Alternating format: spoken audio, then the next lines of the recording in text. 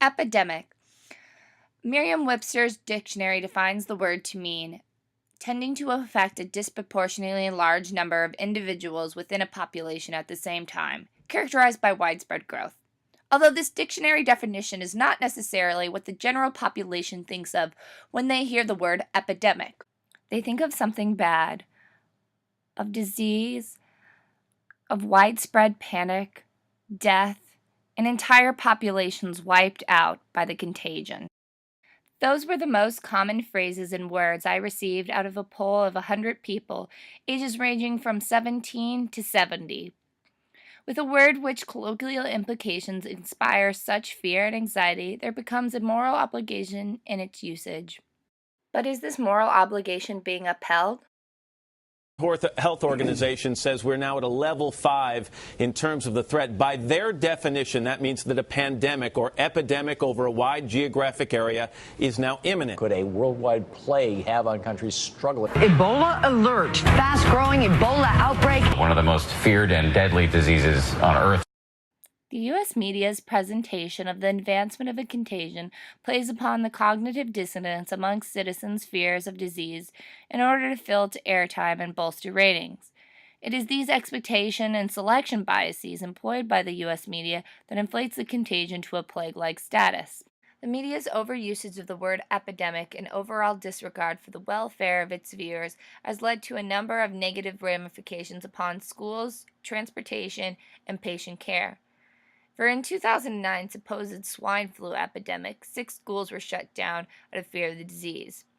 For newscasters' poor rhetoric and reporting not only presented the high cost of the children's education, but the financial burden on the districts. An economic impact report of the H1N1 virus from the New York Times estimated a loss of somewhere between $64 and $181 million. As a result of the 4-week school closure. Other types of costly consequences due to networks' inflammatory rhetoric surrounding the topics of epidemic came in the form of the Ebola outbreak of 2014, which resulted in travel delays and a drop-off in airline stocks. For an article in The Returner states that U.S. airline stocks tumbled again on October 15th due to the renewed fears of the deadly Ebola virus.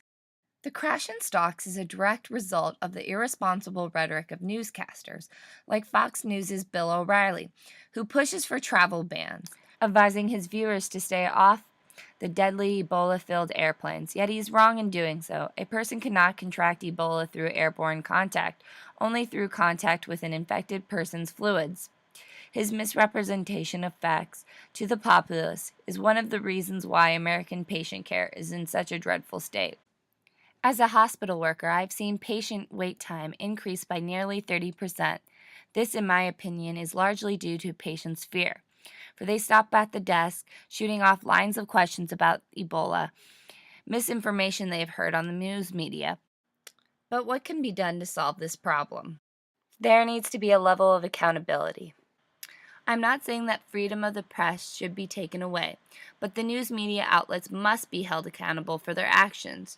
They should not be allowed to deliver misinformation of facts, causing panic within the population and resulting in unnecessarily costly procedures. For the public must demand for less dramatized and more accurate information. For you are the viewer, you have a say. Demand what you want. Demand what is right.